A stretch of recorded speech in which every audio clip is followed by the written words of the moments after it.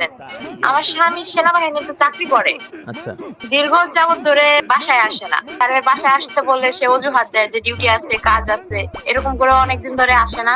আমার টেনশন হইতেছে আমার স্বামীকে নিয়ে। আপনি একটু যদি দেখতেন। কোথায় থাকে উনি? সিলেটে থাকে। আচ্ছা, ওনার নাম? হৃদয়। এখন ইদানিং ধরে সময় দিতে পারতেছে না। আমার মনে হয় সে কারোর সাথে কথা বলতে পারে। আচ্ছা ঠিক আছে, নাম্বারটা দেন, আমি দেখি। হ্যাঁ, আচ্ছা। আসসালামু আলাইকুম। ওয়ালাইকুম আসসালাম। কেমন আছেন?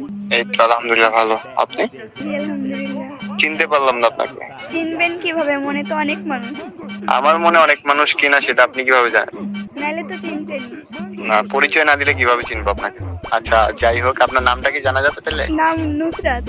অনেক মিষ্টি নাম। Thank you. হ্যাঁ, আপনার বয়সটাও তো অনেক কিউট। হ্যাঁ, সেটা আমি জানি। এই ভয়েসটা শুধু আপনার জন্যই। আমার জন্যই ফ্লার্ট করতেছেন না?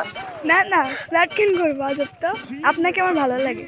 আপনি আমাকে চিনেন? না চিনেই ভালো লাগে? চিনি তো, না চিনলে কল দিতাম। আমি আপনাকে ফেসবুকে অনেকদিন ধরে ফলো করতেছি। আপনার নাম হৃদয়, সেনাবাহিনীর চাকরি করেন। আমি যে সেনাবাহিনী চাকরি করি এটা আপনি জানেন? মনের মানুষের সব খবরই রাখি। আপনি তো তাইলে অনেক দূর আগে গেছেন। আপনার ভয়েস তো অনেক কিউট, বাট মনে হচ্ছে যে আপনি ছোট মানুষ। আমার ভয়েস তো বাচ্চাদের মতো, বাট আমি তো বাচ্চা না। ওটা আমি কিভাবে জানবো? আমি তো দেখিনি আপনার। দেখলেই জানতে পারবেন। হ্যাঁ, দেখতেও তো হবে তাইলে। হ্যাঁ, এত তাড়াতাড়ি? আপনি না অনেক খোঁজ খবর নিছেন, আরো কত দেরি করবেন তাহলে? আমি একটু দেখি। ঠিক আছে, দেখা করব। আচ্ছা, থাকেন কোথায় আপনি? ঢাকাতে।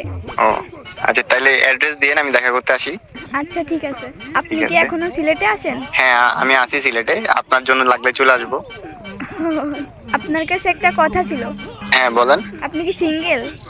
হ্যাঁ, আমি তো আপনার জন্য ওয়েট করতেছিলাম এতদিন। আপনি আসলে অনেক রোমান্টিক। কি বলেন? আমি তো অনেক